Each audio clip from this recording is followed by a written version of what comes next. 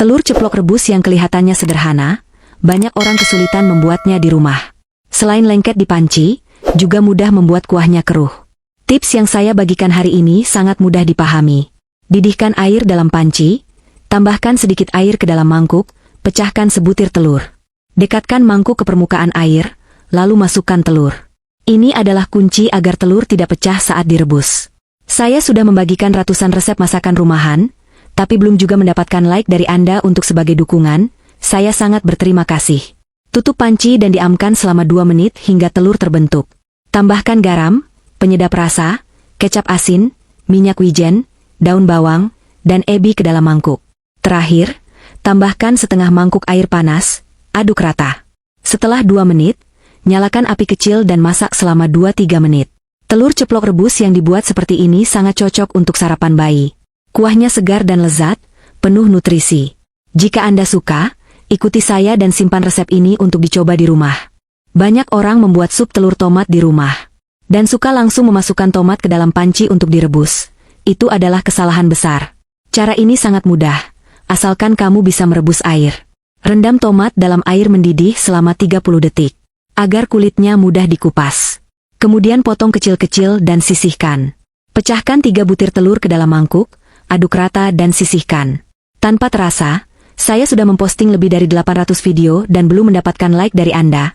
Sungguh menyedihkan. Panaskan minyak di dalam panci, masukkan potongan tomat, tumis dengan api kecil, kira-kira selama 2-3 menit, sampai keluar sari tomatnya.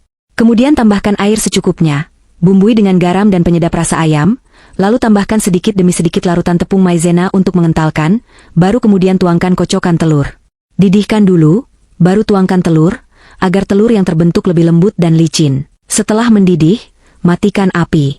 Tambahkan cincangan daun ketumbar, daun bawang, 1 sendok teh merica bubuk, 1 sendok teh minyak wijen ke dalam mangkuk, tuangkan sup telur, dan sup telur tomat yang bergizi dan lezat pun siap.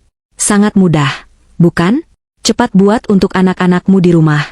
Ini adalah tumis kubis telur yang selalu ada di meja makan saya sepanjang tahun, bisa dimakan 7 atau 8 kali seminggu tanpa bosan.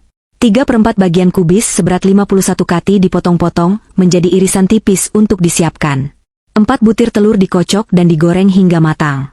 Saya setiap hari dengan sepenuh hati memasak. Mohon berikan saya perhatian, agar mudah menemukan saya lagi jika lain kali ingin membuatnya.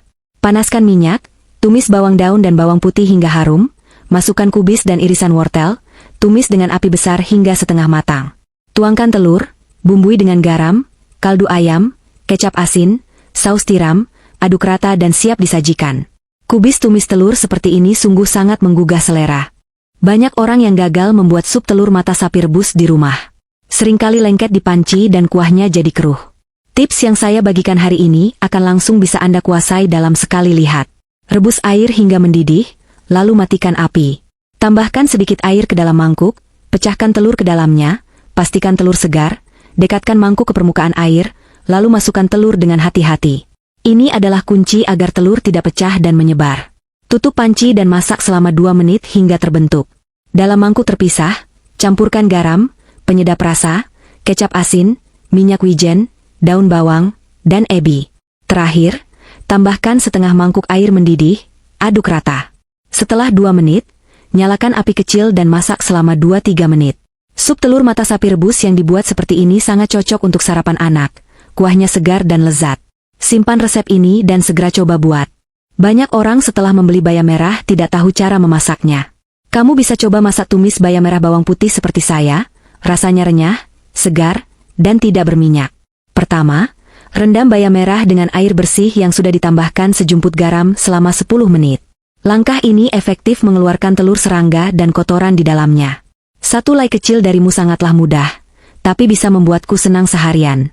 Jadi, mohon bantu berikan 1 like untuk video ini ya, terima kasih banyak. Panaskan minyak di wajan, masukkan cincangan bawang putih, pastikan bawang putihnya harum. Kemudian masukkan bayam merah, bumbui dengan garam, kaldu ayam bubuk, dan sedikit gula pasir untuk memperkuat rasa. Bayam merah yang dimasak seperti ini akan tetap hijau segar, dan tidak menghitam meskipun disimpan seharian. Mudah sekali kan? Dijamin semua orang, dari dewasa hingga anak-anak, akan suka. Terakhir, kasih tahu aku, apakah kamu sudah paham cara membuatnya? Jika ingin memasak kangkung, dan tidak tahu cara memasaknya, Anda bisa mencoba resep tumis kangkung bawang putih seperti saya ini, hasilnya renyah dan nikmat. Pertama, potong-potong kangkung. Kemudian tambahkan sejumput garam dan rendam dalam air bersih selama 10 menit. Langkah ini efektif untuk mengeluarkan telur serangga dan kotoran yang ada di dalamnya. 1 like dari Anda sangatlah mudah, tetapi bisa membuat saya senang sepanjang hari. Jadi, mohon bantu berikan like untuk video ini ya. Terima kasih banyak. Panaskan minyak di wajan, masukkan bawang putih cincang. Pastikan bawang putih cincang ditumis hingga harum.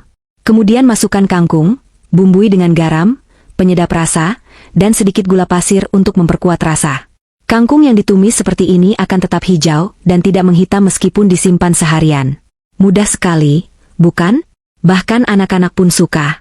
Terakhir, beritahu saya, apakah Anda sudah paham? Kukus mie instan di panci, setelah matang, akan jadi hidangan lezat yang disukai orang dewasa dan anak-anak. Rendam dulu mie instan dengan air, lalu kukus selama 10 menit di panci, mie-nya kenyal dan tidak mudah menggumpal. 2 bungkus mie instan ini cukup untuk 3-5 orang. Panaskan minyak lalu orak-arik 2 telur sampai matang. Kalau tidak mau diorak-arik, tambahkan sosis dan daun bawang. Yang tidak suka seledri bisa tambahkan lebih banyak. Masukkan mie instan, 1 sendok makan kecap asin, setengah sendok makan kecap manis, saus tiram dan 1 sendok tauco. Setiap hari update 1 resep masakan malas, Anda bisa like dan follow. Kalau mau makan tapi tidak bisa buat bisa cari saya lagi untuk melihat cara membuat mie instan goreng ini, praktis dan enak, disukai seluruh keluarga. Kalau bingung mau makan apa, simpan saja resep ini. Selamat mencoba. Tuangkan Coca-Cola ke sayap ayam, aduk sebentar, dan Anda akan membuka resep baru untuk menikmati sayap ayam. Keluarga akan menyukainya. Siapkan 1 kilogram sayap ayam, kerat-kerat agar bumbu meresap sempurna, lalu rendam dalam Coca-Cola. Karena enzim dalam Coca-Cola dapat melunakkan daging, sehingga saat digoreng akan empuk dan tidak alot. Bumbui dengan bawang daun, jahe, arak masak, kecap asin, saus tiram, taburi bumbu cabai garam merica. Aduk rata dengan tangan kiri, diamkan selama 20 menit. Sayap ayam yang sudah didiamkan, tambahkan lagi 1 butir telur ayam, 1 sendok makan tepung maizena, aduk rata, biarkan setiap sayap ayam terlapisi lapisan tipis adonan tepung. Panaskan wajan dengan sedikit minyak, masukkan sayap ayam, goreng dengan api kecil selama 3 menit, goreng hingga kuning keemasan di semua sisi dan matang. Aromanya memenuhi seluruh ruangan, luar renyah dalam lembut, sangat lezat. Jika Anda suka, simpan dan coba buat ya.